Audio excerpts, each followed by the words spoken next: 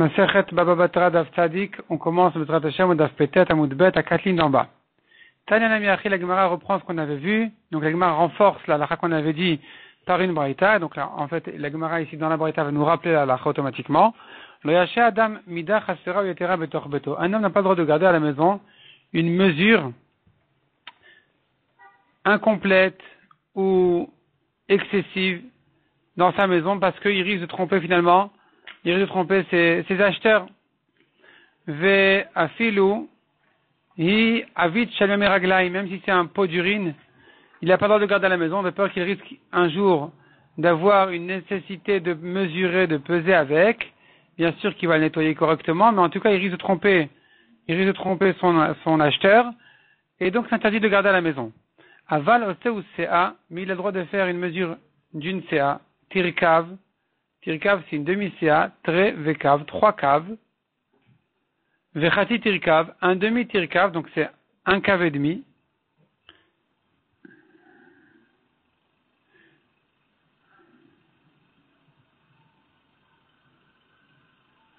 Vekav, et 1 cave. Vechati cave, un demi-cave. Verova, et 1/4 de cave, vetuman et 1/8 de cave, vechati tuman un demi-8, donc 1/16, veukla, vekama yukla, combien c'est cette petite mesure d'un ukla, echad mechamisha beravia, le 5e d'un quart, le 5e d'un quart du cave, donc c'est 1/20 du cave. Le Rashbam fait le calcul ici, voyons le Rashbam à la 4e ligne, veukla echad mechamisha berova cave. Donc c'est 1/5 du quart du cave, klomar echad mehe be log. 1/5 donc d'un log. Puisque c'est 1/20 du quart, donc c'est 1/5 du log qui est le quart d'un cave. Hainu beta vechomesh beta. Ça correspond au volume d'un œuf et demi. Un œuf et demi et 1/5 d'œuf. Beta vechomesh beta, un œuf et 1/5 d'œuf. Shalog vav betim, car le log il fait 6 betim, donc le 5e d'un log, c'est le 5e de 5, c'est un œuf, le 5e du 6e œuf, c'est 1/5 d'œuf, donc finalement ça fait un œuf et 1/5 d'œuf. Vechen piresh rabbeinu Hananel veikar.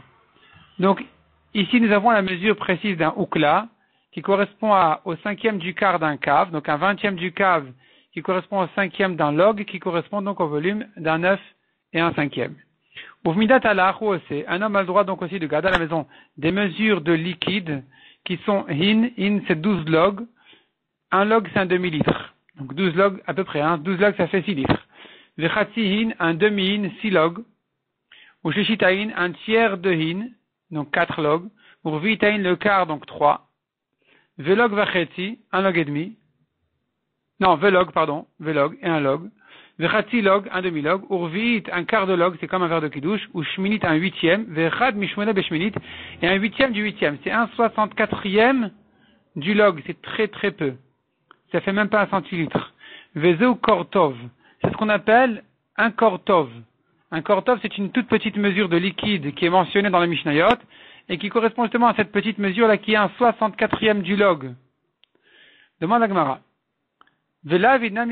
Pourquoi tu nous as autorisé toutes ces mesures-là et tu n'as pas mentionné ici une mesure qui contient 2 caves? On a dit, il peut faire un cave, il peut faire une mesure de 1 cave et demi, de 3 caves. On n'a pas dit 2 caves. On a 1 cave et demi et 3 caves. Pourquoi pas 2? Répond la Gemara, ça va se confondre avec 3 caves. 2 avec 3 vont se confondre, et donc il risque finalement de lui vendre soi-disant 3, alors qu'il lui en donne que 2. La Gemara demande Almatawin tilta. Cela veut dire que les gens se trompent d'un tiers. En fait, il lui parle de 3 caves, alors qu'il n'y en a que 2. Donc il s'est trompé d'un tiers. Hier, si c'est comme ça, kavnamil lavid, on devrait interdire aussi de faire une mesure d'un cave. Ça va se confondre avec un demi-tarkav, donc avec 1 cave et demi. Et à nouveau, ici aussi, on a un tiers de différence entre le cave et le cave et demi. Il y a un tiers de différence. Un tiers du cave et demi. Et la réponse à la Gemara, non, c'est pas ça la raison d'interdire de faire une mesure qui contient 2 caves. La raison est différente. Kabaim ainutama de l'avid. Pourquoi on ne fait pas 2 caves? Datil echufé bechati tarkav. 2 caves, ça va se confondre avec un demi-tarcave. Pas avec 3 caves, mais avec 1 cave et demi. Ça fait un quart de différence. Ça fait le quart. C'est-à-dire, quand tu regardes maintenant les 2 caves, par rapport au cave et demi, c'est une différence d'un quart. Al-Matayin Cheriva. Donc tu veux dire par là que les gens ils se trompent dans un quart. Ils se trompent sur un quart. Hier c'est comme ça. Alors on devrait interdire aussi. Chatit Tuman ve'ukla, le liavid. Les toutes petites mesures qui étaient Chatit Tuman, un 16e, un demi-8e de cave. Et ukla, qui est un 20e du cave. Donc entre un 16e et un 20e du cave, il y a une toute petite différence. Qui n'est pas un quart de différence. Quand tu corresponds ça en 9, alors le Tuman, c'est le volume d'un 9,5, donc là, c'est un 9 et un 5e. La différence entre l'un et l'autre ne correspond pas à un quart, donc les gens risquent de confondre. Et tu devrais interdire ici aussi. De même que tu interdis 2 caves parce que ça se confond avec un cave et demi. Ici aussi, tu devrais interdire le Tuman et le Ukla. Amar Rafapa, Midot Ktanat Vekie Boinche. Il répond Rafapa, quand il s'agit de toutes petites mesures, les gens, ils savent distinguer, ils savent faire la différence. Demande à Gemara, Shlishi Taïn Revi Taïn, Lo Liavid. On devrait interdire de faire un tiers de hin et un quart de hin. Parce que le tiers de hin, c'est 4 logs. Le quart du hin, c'est 3 logs. À nouveau, il y a une différence d'un quart. Les gens, ils se confondent, ils se trompent dessus. Répond la Gemara, Kevan Davou Bamikdash, le Gazrubo Rabanan. Puisque ces mesures-là existaient dans le Bet Amikdash, on en avait besoin pour les korbanot, donc les Chachamim n'ont pas interdit ailleurs. Bamikdash Namilikzo. Et pourquoi ça existait dans le Bet Amikdash? On devrait là-bas aussi interdire, peut-être que les Kohanim ils vont se tromper. Réponse Kohanim Zrizinen. Non, les Kohanim ils sont très vifs d'esprit, ils font attention de ces choses-là, ils savent très bien distinguer, voir la différence entre un quart de hin, un tiers de hin. Donc eux ils vont pas se tromper, et puisque ça existe déjà au Bet Amikdash, donc ça existe déjà aussi ailleurs. Amar Shmuel. En Mosifin à la Midot et Mishtut. On n'a pas le droit d'ajouter sur les mesures plus qu'un 6e. Si on va agrandir les quantités, les mesures, on va dire dorénavant 1 kilo, c'est plus 1000 grammes, dorénavant 1 kilo c'est 1200 grammes. Alors, il faudra, on est limité à un 6e. On n'a pas le droit d'augmenter sur les mesures plus qu'un 6e. Velo la matvea et mishtut. Pareil pour les pièces de monnaie, on n'a pas le droit donc de aussi augmenter plus qu'un 6e. Changer les valeurs. La mistaker et l'istaker et mishtut. Un commerçant n'a pas le droit de gagner plus qu'un 6e. Il achète, il revend, il doit gagner maximum un 6e. La Gemara explique. El mosifin à la midot et mishtut. On n'ajoute pas sur les mesures plus qu'un 6e. Maïtama, pourquoi? Ilema mishum afkue tara. Si c'est parce qu'on craint que les prix vont sauter. C'est-à-dire une fois que les quantités vont augmenter, automatiquement les prix vont monter. Et si déjà les prix montent, alors ils vont monter plus que ce que ça mérite. Et donc les pauvres ils vont perdre de là. Et si c'est ça la raison, on devrait interdire même un 6e, pourquoi tu interdis que plus qu'un 6e? Et là il faut trouver une autre raison. Et là mishum onaa. C'est parce que ça rentre dans la halachot de onaa, de lol et bitul mekar. C'est-à-dire que si le vendeur a trompé l'acheteur ou l'acheteur a trompé le vendeur, alors quand il y a un 6e de différence, la vente elle est valable, simplement il faut rembourser la différence. Si c'est plus qu'un 6e de différence, qu'il a été trompé, la vente s'annule.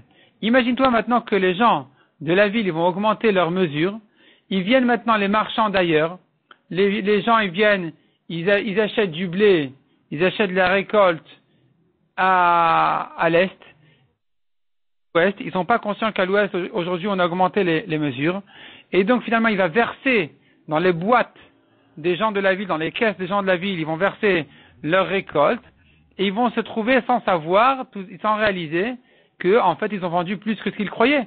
Parce que lui, le vendeur, il s'imagine qu'il a vendu 1 kilo, qui fait 1000 grammes. En fait, c'est 1 kilo qui fait 1100 grammes, 1200 grammes, 1300 grammes. Il ne sait pas. Et donc, il va revenir le lendemain, le surlendemain, il va dire, mais tu m'as trompé. Et l'acheteur va dire, bah, si je t'ai trompé, tu as raison, alors quoi? C'était pas le prix, donc il faudrait que je te rende l'argent. Le vendeur, il dit, ben non, mais tu m'as trompé plus qu'un 6e, donc on annule complètement la vente. Et ça va faire un grand désordre dans le marché. C'est pour ça que les Chachamim ont dit n'augmente pas plus qu'un 6e. Et puisque la halakha est que si maintenant quelqu'un a été trompé dans le commerce d'un 6e alors l'affaire est valable, mais il faut rendre l'argent, ça encore, on pourra tenir le coup. Mais si on annule toute l'affaire, ça on pourra plus tenir le coup. Et donc c'est pour ça qu'on a limité à un sixième. Demande la Gemara, mais si c'est ça la raison, ça tient pas non plus. Vea marava, kol davar shebemida veshebemishkal veshebeminyan. Rava a dit, kol davar shebemida, toute chose qui se mesure, veshebemishkal ou qui se pèse, veshebeminyan ou qui se compte, afil ou pachot mikdeona choser. Même s'il a été trompé moins qu'un sixième, il peut annuler l'affaire, il peut annuler la vente, l'achat. Pourquoi? Parce que c'est pas qu'il a été trompé sur le prix, c'est qu'il a été trompé sur quelque chose de très très défini, très précis, qui est la quantité, la mesure. Et donc ici, dire qu'on a limité à un sixième, tu ne peux pas augmenter plus qu'un sixième les mesures. En fait, même si on va augmenter un cinquième les mesures, celui qui a été trompé par là, il pourra annuler la vente. Il va dire on m'a trompé sur les quantités, sur les mesures. Donc ça ne peut pas être ça la raison. Et là, donc quelle est la raison? La Gemara vient chercher une nouvelle raison encore pourquoi on n'augmente pas plus qu'un sixième. De le lever psid à l'état gras. Pour ne pas que le marchand, il en perde. Parce que un marchand, il gagne jusqu'à un sixième. Il achète, il revend, il gagne un sixième au passage. Si maintenant tu augmentes les mesures, lui il n'est pas conscient, le marchand, il verse dans tes boîtes, dans tes caisses, il ne sait pas que maintenant les caisses sont plus grandes que ce qu'il croyait jusqu'à présent. Et donc il a été trompé, ça va. Il a perdu, ça va. Combien il a perdu? S'il a perdu le sixième qu'il voulait gagner, il n'a rien perdu. S'il a perdu plus que le sixième qu'il voulait gagner, il est perdant. Donc pour ne pas que les marchands y perdent, on a décidé de n'augmenter pas plus qu'un sixième. La Gemara dit maintenant je comprends pas. Tu augmentes un sixième, ça va 8. Pseda ou de l'oleve, est-ce que tu fais attention qu'il ne perde pas, de l'oleve, qu'il n'ait pas de perte, Ravcha lobae, il n'a pas besoin de gagner. Zavan ve Zavin, il achète et il revend au même prix. Tagra Ikre, on l'appelle un marchand. Qu'est-ce qu'il a? Il est perdant dans l'affaire. Il travaille gratuitement. C'est pas normal. C'est pas normal d'accepter qu'il achète et qu'il revende au même prix. Donc tu ne peux pas tolérer ça non plus de dire on peut augmenter jusqu'à un sixième. C'est pas possible. Si c'était ça la raison, on n'aurait pas pu permettre un sixième. Il faut trouver une autre raison. Et là, Marabriza, Shmuel Krash Kach Vedarash. En fait, Shmuel, c'est pas une svara qu'il a, il n'est pas basé sur une raison raisonnée spécialement, c'est que tout simplement, il a trouvé un passou qui lui a permis, une dracha, qui lui a permis d'augmenter jusqu'à un sixième. Plus qu'un sixième, on n'a pas trouvé. Puisqu'on a trouvé dans les psukim qu'on a le droit d'augmenter un sixième, alors ça, c'est sûr que c'est permis. On ne va pas craindre maintenant la perte des marchands. Puisqu'on n'a pas trouvé dans les psukim une preuve d'augmenter plus qu'un sixième, alors on n'a pas de preuve, on ne tolère plus. Pour ne pas que les marchands perdent plus que ce qu'on a vu clairement dans les psukim. Quel est le pasuk? Le pasuk dit comme ça, Ve'a shekel esrim gera. Un shekel, il fait comme 20, il pèse 20 gera. Ça, en fait, un shekel est équivalent, un shekel comme un sela. Un shekel de la Torah, c'est comme le sela des Chachamim, c'est la même pièce.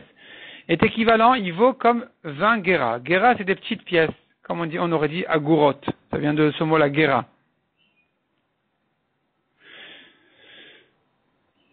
Et le pasuk continue à dire combien vaut le mané?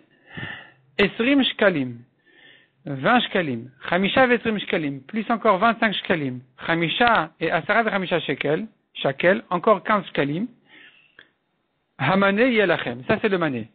Le mané, il vaut 20 plus 25 plus 15 shkalim. Il y en a qui expliquent qu'en fait, il y avait des endroits où le mané, il faisait 20, d'autres qui faisaient 25, d'autres qui faisaient 15. Et le mané, donc, du pasouk, ici, de ce pasouk dans Yechezkel, on te dit que il vaut les trois ensemble. Les trois manim ensemble. Les 15, les 20, les 25, ça fait en tous 60. De là, on apprend que le mané de la Torah, du pasouk, il vaut 60 shkalim. 60 slaim. S'il vaut 60 slaim et que chaque sela, il vaut 4 dinarim, 4 zouzim, dinar et zouz c'est la même chose, il se trouve que pour 60 slaim, c'est équivalent à 240 dinarim. On tourne la page, la Gemara dit donc tu vois de là, mané, matan verbeinavu. Le mané il fait 240 dinarim, est-ce possible? On sait bien que le mané, il fait 100 dinarim, pas 240, pas 200 ni 240. Comment tu es arrivé tout d'un coup à un mané qui soit équivalent à 240 dinarim? Et là, Shema Minatla, tu apprends de la 3 à la chot. Shema Mina Mané Shel Kodesh Kafulaya. Premièrement, tu apprends que le mané du Kodesh est le double du mané du marché. Le mané Chol, il fait 100 dinarim, c'est celui qu'on connaît, dit la Gemara, qui était connu du temps de la Gemara. Le mané du Kodesh fait 200 dinarim. Il fait pas que 200, il fait même 240. Comment ça se fait? Ou Shema Mina Mosifin Alamidot. Tu vois là qu'on a le droit d'ajouter sur les mesures, d'augmenter la monnaie du mané est montée de 200 à 240. 200 dinarim, c'est 50 slaim. 240 dinarim, c'est 60 slaim. Combien donc le mané a été augmenté? Un sixième. De 50 à 60, il est monté. C'est un sixième. La Gemara va nous expliquer que ça s'appelle un sixième et pas un cinquième parce qu'on va selon le résultat final. Et donc tu apprends de là que Mosifin à la midot, on augmente les mesures. Ven Mosifin et Mishtout, on n'a pas le droit d'augmenter plus qu'un sixième. Tout ça, ça rentre dans la même halakha. On a conclu de là 3 halachot. Premièrement, Mané Shel Kodesh il était le double. Deuxièmement, on augmente les mesures jusqu'à un sixième. Donc on est monté de 200 à 240. Ou Shema Mina Shtutam Ilebar. Tu vois de là aussi que quand on parle d'un sixième, on le compte de l'extérieur. C'est-à-dire que tu ne vas pas dire je monte de 200 un sixième des 200. Non. Quand tu montes un sixième sur les 200, tu calcules en fait un cinquième des 200, que quand tu vas l'ajouter sur les 200, il deviendra un sixième du total. Ça s'appelle Shtutam Ilebar, un sixième de l'extérieur. Au-dessus des 200, on arrive à 240, les 40 qui ont été ajoutés deviennent un sixième. Et d'ailleurs, de manière générale, la Gemara, toujours, quand elle calcule le sixième, le cinquième, quand il faut ajouter toujours Keren Vachomesh, le capital, tu ajoutes le cinquième aussi dans Meïla et dans d'autres halachot, dans les rachats de Maaser, dans du Ekdesh, et toutes ces choses-là, quand on parle d'ajouter un cinquième, il s'agit en général, en fait, d'un cinquième de l'extérieur qui est un quart de l'intérieur. Donc, un quart du capital qui devient un cinquième après que tu as ajouté. Ici, quand on te parle d'un sixième, c'est le cinquième, en fait, de la somme de l'origine, qui devient un sixième une fois que tu as ajouté, du total final. Rav Papa Bar Shmuel, Takin Chayla, Bartla Takfize. Il a institué, Rav Papa Bar Shmuel, une mesure dans sa ville, il a institué une mesure qui correspond à 3 kfizés. 3 kfizés. Un kfiza, c'est 3 logs. 3 kfizés, c'est 9 logs. Donc il a inventé une nouvelle mesure. Amroul, et on l'a objecté, on lui a demandé, comment est-ce que tu peux inventer cette nouvelle mesure? Ve'amar Shmuel el Mosifin el Amida Jetar Mishtut. Shmuel a interdit d'ajouter plus qu'un sixième sur les mesures. Or nous avons des mesures qui sont très proches de ta mesure. On avait dit que 1 cave et demi, ça fait 6 logs. Toi tu fais 9 logs. C'est un tiers. C'est plus qu'un sixième, un tiers de différence. Amarlo, il leur a répondu, Ana chayla chatat kine. Moi, j'ai institué une nouvelle mesure. C'est pas que j'ai augmenté, c'est pas que chez nous on a la mesure en question des 6 logs et j'en ai fait une de 9. Non. Nous, on n'a pas chez nous cette mesure-là des 6 logs. Moi, donc, j'ai fait une mesure qui ne soit pas proche des autres mesures de la ville. Shadre le Pumbedita velo kibloua. Il a envoyé cette mesure-là dans la ville de Pumbedita et on l'a refusé là-bas. On a dit non, ça va pas, ça contredit Shmuel, c'est pas bien. Shadre le Papunia ve kibloua. Il a envoyé dans la ville de Papunia et là-bas ils l'ont accepté. Ve karoule rose papa. Ils lui ont appelé la mesure de papa, la mesure de Rav Papa bar Shmuel. Siman. À nouveau, nous avons ici un long siman de toutes les braïtot qui vont venir. Otre perot, en otrin, ven motiin, ven mistakrin. Pe'amim, bebetim, matrin, velomotin. Tanoura banan. Première braïta. Otre perot. Les gardiens de fruits. Les gardiens de fruits, c'est pas les gardiens des vergers.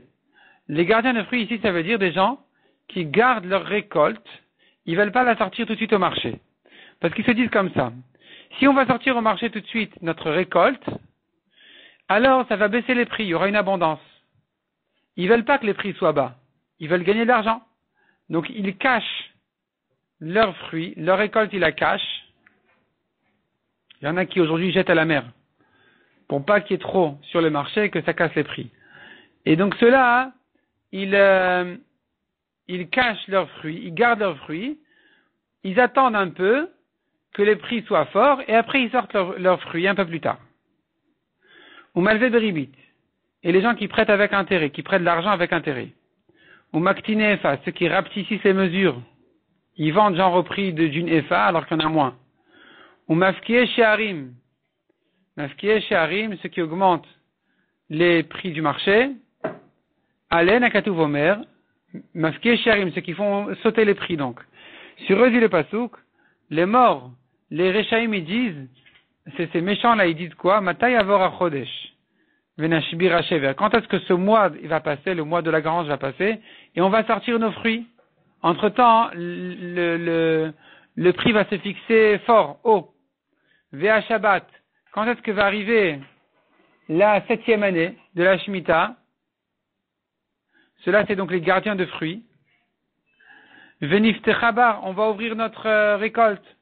Les actinefa qui rapetissent les mesures, ou les agdil shekel qui prêtent avec intérêt pour augmenter leur argent, ou la vet mosne mirma pour tromper des balances de ruse, ou ktiv sur eux dit le pasouk, nishba Hashem bigon Yaakov. Hashem a juré sur le Beth Amikdash, d'après une explication, ou bien sur son grand nom, d'après une autre explication. Im eshkach la netzach kol ma'asem. Si je vais oublier leur mauvaise action, éternellement, il jure qu'il va jamais oublier, et il va donc les punir. La Gemara dit au Perot Kegonman, comme qui c'est les gardiens de fruits, qui gardent leurs fruits, qui ne les sortent pas tout de suite. Amar Rabbi Yochanan Kegon Shabtai Atzar Perot. C'est comme Monsieur Shabtai qui gardait ses fruits, c'était un homme connu, et qui à chaque fois il embêtait, il perturbait le marché à cause du fait qu'il ne sortait pas sa récolte tout de suite. La Gemara nous raconte encore à voix des Shmuel Mazvino le père Betara Charfa. Le père de Shmuel, il vendait les fruits au prix bas, Ketara Charfa. C'est-à-dire, il sortait sa récolte au moment où les prix étaient bas, et il les vendait au prix bas. Le prix en fait, Tara Charfa, ça veut dire quand les quantités sont fortes. Ça veut dire pour un prix pas haut, tu as une quantité forte. Et ça, c'est donc les prix bas, en fait. Shmuel Béré, son fils Shmuel, il faisait autre chose pour aider les pauvres. Mâchait les pérés, il attendait, il gardait ses fruits un peu, il attendait que les prix commencent à monter, et quand les prix commençaient à monter, c'est là où il les vendait au prix bas d'avant. Ou Mazvino Betara Afla Ketara Charfa. Il les vendait au prix fort, au moment à la saison fort, la saison où les prix étaient forts, comme au moment où il y a beaucoup de récoltes. Donc au prix bas. Shalchumitam, on a envoyé un message d'Eretz Israël de là-bas. Tavadea bamidebra. Ce que faisait le père de Shmuel est mieux que ce que faisait son fils. Maïtama, en quoi c'est mieux? Taradera vachavach. Le père de Shmuel, lui, il gardait pas les fruits, il les sortait tout de suite. Et donc ça faisait une grande abondance au marché. Et ça cassait les prix. Ensuite, quand les prix commençaient à remonter, le père de Shmuel n'avait plus de récolte. C'était quand même mieux que ce que Shmuel faisait d'attendre que les prix montent et de les revendre, sa récolte, de la sortir au prix bas, malgré que ça aidait un peu à baisser le marché, à baisser les prix au marché. Mais ce que le père de Shmuel faisait, c'était quand même mieux. Parce que, a priori, commencer l'année avec des prix très bas, une abondance, ça va maintenir au long de l'année un marché au prix bas. Tandis que de faire comme Shmuel, où a priori ça commence sur le pied gauche, même si ensuite il va sortir sa récolte plus tard et qu'il va un peu casser le marché, il aura du mal à récupérer. Ce ne sera pas aussi bien que ce que son père faisait.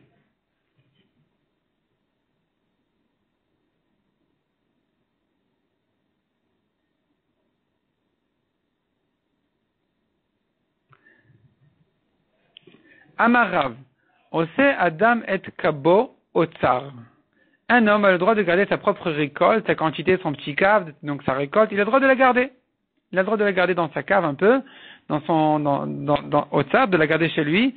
C'est-à-dire tout ce qu'on interdit, c'est que d'acheter et de garder.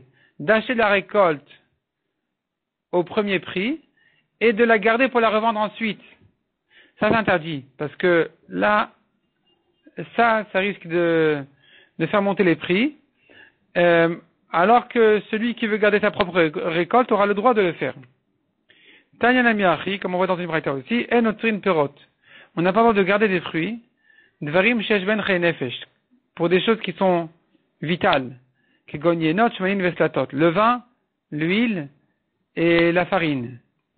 Aval tavlin, mais toutes les épices, kamon ou pelpelin, moutar. Toutes les espèces d'épices, ça c'est permis, c'est pas grave de garder et que les prix vont monter, c'est pas grave. Bamet varim amorim le kar minashuk. Ça n'a été interdit que celui qui achète au marché. Aval de machnis michelo, moutar, mais celui qui garde ses propres fruits, il a le droit. Ou moutar, la dame, netor perot beret Israël, gimel shanim.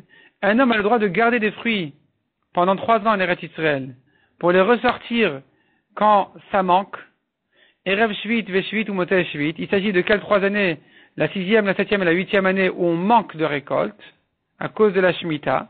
Et donc lui, il va sortir au fur et à mesure de sa récolte, de manière à ce que les gens ne meurent pas de faim, qu'il ait toujours quelque chose au marché. Ou bishne batoret, tandis que pendant des années de famine, afilu kav charuvin lo yetzor. Même un cave de carub qui n'est pas vital, il n'a pas le droit de garder. Ça met le mauvais œil, ça met de la klala dans les prix, au marché. Tout est influencé partout. Donc finalement, il y a un ensemble aussi de marché qui fait que si on sent que ici ça manque, alors ça va mettre une ambiance qu'on manque. Et donc, il y aura un problème ensuite. Ça va influencer, les prix vont monter, tout ça. Et c'est dangereux. C'est dangereux, les pauvres, ils vont mourir de faim. Et c'est pour ça que ça aussi c'est interdit. Amar le Rabbi Yossi Rabbi Hanina les Puga Shamé. Il a dit Rabbi Yossi Bar Hanina à son Shamash Puga, c'est son nom. Puk atali peresh alashanim. Sors, va me garder des fruits pour 3 ans. Erev Shvit ou Motzei Shvit. Donc pour la 6e, 7e et 8e année. Tanou Rabbanan encore une braïta. En motin perot meret Israël. On n'a pas le droit de sortir des fruits d'Eretz Israël. Dvarim sheshben chaye nefesh. Quand il s'agit des espèces vitales. Que gognenot shmanim veslatot. Le vin était très bu à l'époque. Ça s'appelait vital même.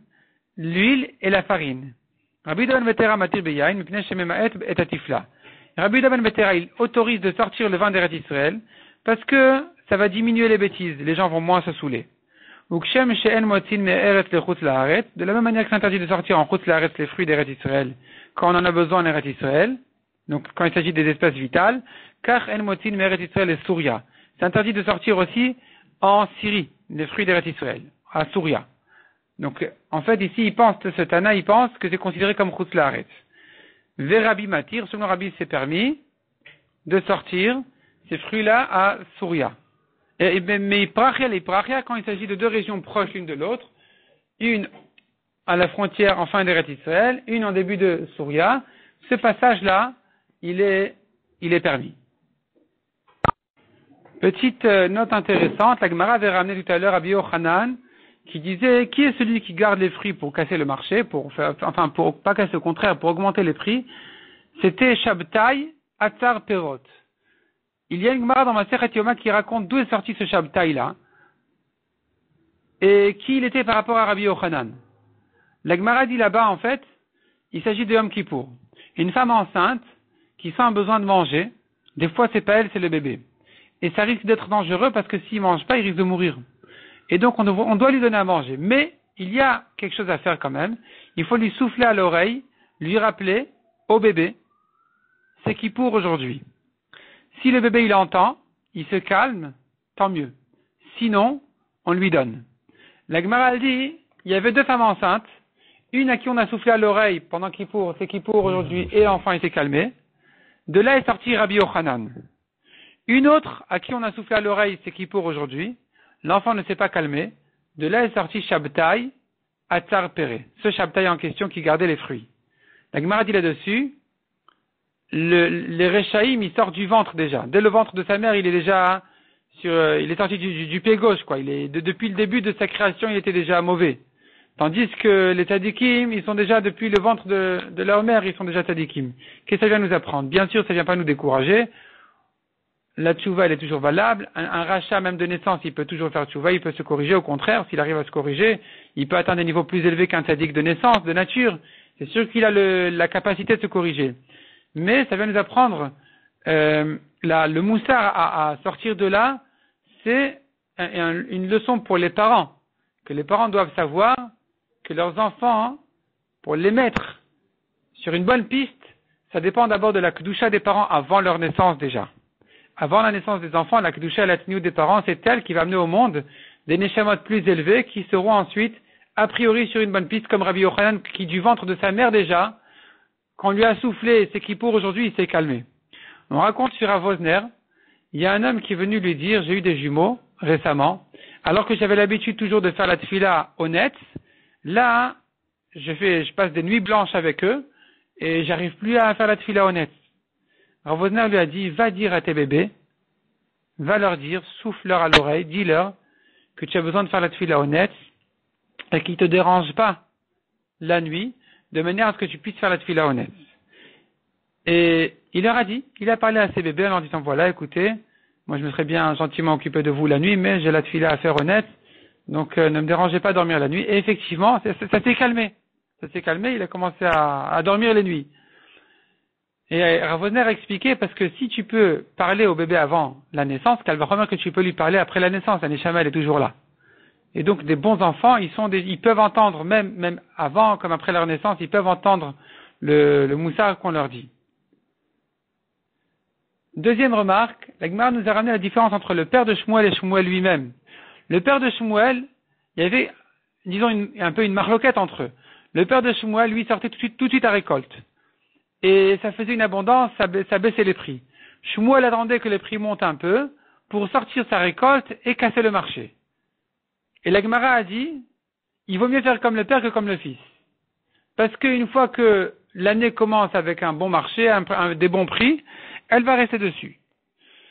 Quel est le moussard à prendre de là? Quelle est la leçon que la Gemara vient nous apprendre? Au-delà, bien sûr, de la leçon telle qu'elle, c'est-à-dire de savoir s'il vaut mieux garder les fruits ou bien les sortir tout de suite, on peut apprendre de là une leçon aussi concernant les mitzvot. Des fois, on voit un grand groupe qui se lance sur une mitzvah, et quelqu'un se demande, est-ce que je me lance avec eux?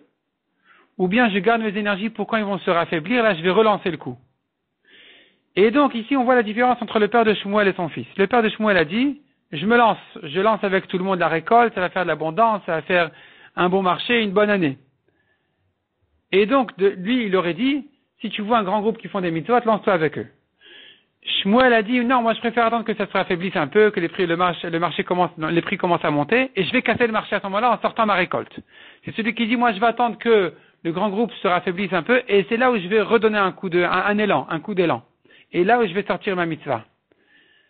Ça nous rappelle un peu ce que les Nessiim ont fait quand tout Israël ont fait des dons pour le Mishkan, et on dit, non, on attend à la fin pour voir ce qui manque, on va compléter.